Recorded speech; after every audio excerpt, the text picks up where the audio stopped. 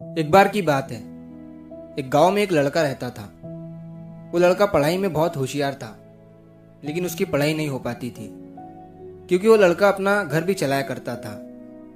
वो रोज अपने खेत में जाता, दिन भर वहां काम करता और शाम को घर वापस आकर वो थोड़ी बहुत पढ़ाई कर लिया करता था। अब जब वो लड़का 12वीं क्लास में गया तो सभी गांव वालों को ये लग रहा था कि हमारे गांव से यही लड़का 12वीं में फर्स्ट आएगा, क्योंकि गांव वालों को भी पता था कि वो लड़का पढ़ाई में बहुत होशियार है। तो 12वीं का एग्जाम आया, लड़के ने एग्जाम दिया और जब 12वीं का रिजल्ट आया तो वो लड़का किसी कारण से एक सब्जेक्ट में फेल हो गया। जब गांव वालों को ये बात पता चली तो सारे गांव वाले उस लड़के को ताने देने लगे और उसका मजाक उड़ाने लगे। वो जब भी अपने घर से खेत की तरफ जाता तो उस रास्ते पर उसे जितने लोग मिलते वो सब उसे ताने देते रहते।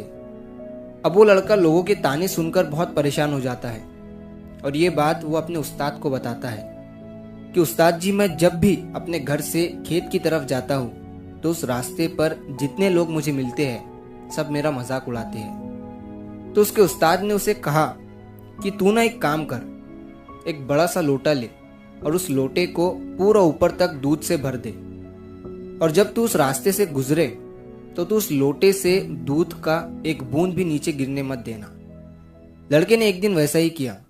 वो जब उस रास्ते से दूध का लोटा लेकर निकला तो उसका फोकस उस लोटे पर इतना था कि उसे लोगों की आवाज ही सुनाई नहीं दी।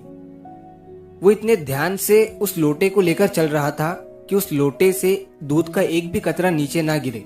इसकी वजह से उसे लोगों के तानों की आवाज सुनाई ही नहीं दी।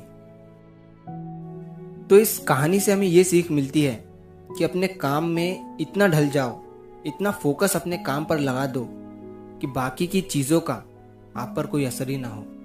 लोगों की आवाजें, लोगों के ताने आपको सुनाई ही ना दे। जैसे एक कैमरा होता है जो सिर्फ अपने सब्जेक्ट पर फोकस करता है, बाकी सारी चीजों को वो ब्लर कर देता है। तो बस आपको भी उसी तरह अपने काम पर, अपने टारगेट पर फोकस करना है, बाकी चीजें तो अपने आप ही ब्लर हो जाएंगी।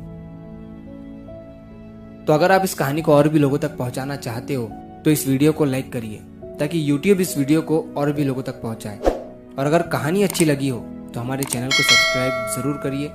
मिलता हूं मैं अगली बार इसी तरह की कहानी के साथ। तो सब्र करो, शुक्र करो और जिंदगी में आगे बढ़ो।